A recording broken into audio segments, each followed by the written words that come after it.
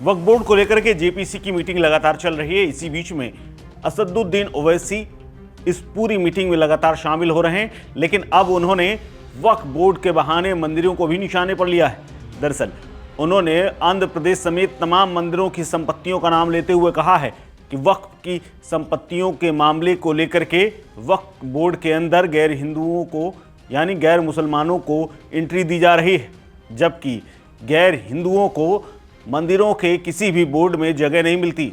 स्पष्ट तौर पर चाहे वो काशी विश्वनाथ हो या फिर दक्षिण के किसी भी मंदिर में, तमाम मंदिरों में स्पष्ट तौर पर इस बात का लिखा हुआ एक प्रमाण है कि इनके बोर्डों में सिर्फ हिंदुओं को ही जगह मिलेगी, जबकि वक्फ बोर्ड में गैर मुस्लिमों को जगह दी जा रही है। क्या कुछ कहा है वो ऐसे नहीं, सुनिए।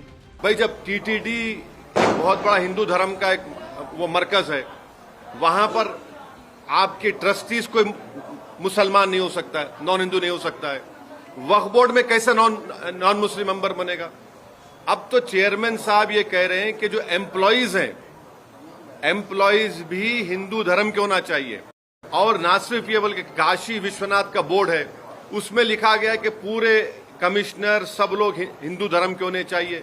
उसमें अच्छा, आंध्र प्रदेश के एंडोमेंट बोर्ड में, काशी विश्वनाथ के एंडोमेंट बोर्ड में, तेलंगाना के एंडोमेंट बोर्ड में, उड़ीसा के हिंदू एंडोमेंट बोर्ड में, तमिलनाडु के हिंदू एंडोमेंट बोर्ड लिखा गया कि अगर कोई भी कमिश्नर, असिस्टेंट कमिश्नर हिंदू धर्म को छोड़ देगा तो उसको निकाल दिया जाएगा।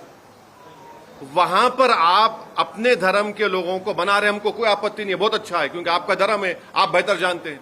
हमारे धर्म के मामले में आप क्यों आ रहे हैं?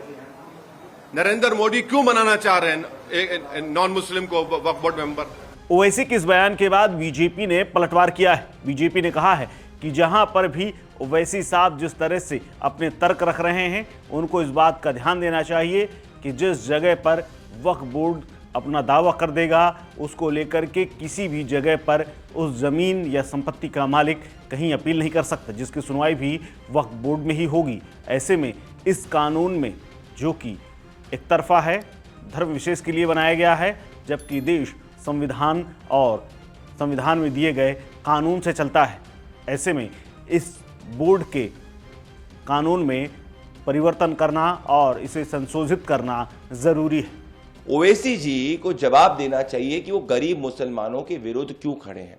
ओवैसी जी को ये जवाब देना चाहिए कि section 40 of the Waqf act ये पावर देता है वक्फ को कि वो किसी की भी प्रॉपर्टी को अपनी प्रॉपर्टी कह सकता है, जिसके अंदर जाना भी वक्फ के पास में होगा अपील करने के लिए। ये कैसा न्याय है? ये देश कॉन्स्टिट्यूशन से चलता है, कोई रिलीजियस डॉक्ट्रिन से नहीं चलता। और कॉन्स्टिट्यूशन से चलने वाले देश के अंदर अगर कोई भी केस, सिविल केस के अंदर एडजुडिकेशन करना होता है, पहले सिविल कोर्ट के पास जाना पड़ता है।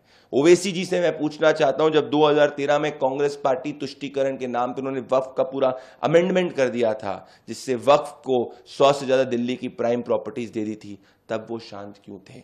ये बात आर्टिकल 26 की नहीं, ये बात आर्टिकल 14 की है कि अगर एक नॉन इस्लामिक फेथ प्रैक्टिस करने वाले की जमीन अगर वक्फ हड़प लेता है तो उसके पास राइट टू रिकोर्स क्या है, उसके पास रेमेडी क्या है? उसके पास रेमेडी होनी चाहिए सिविल कोर्ट में जाने की। इस खबर में फिलहाल इतना ही। अपडेट्स के लिए बने रहिए वन इंडिया हिंदी के साथ। नमस्कार।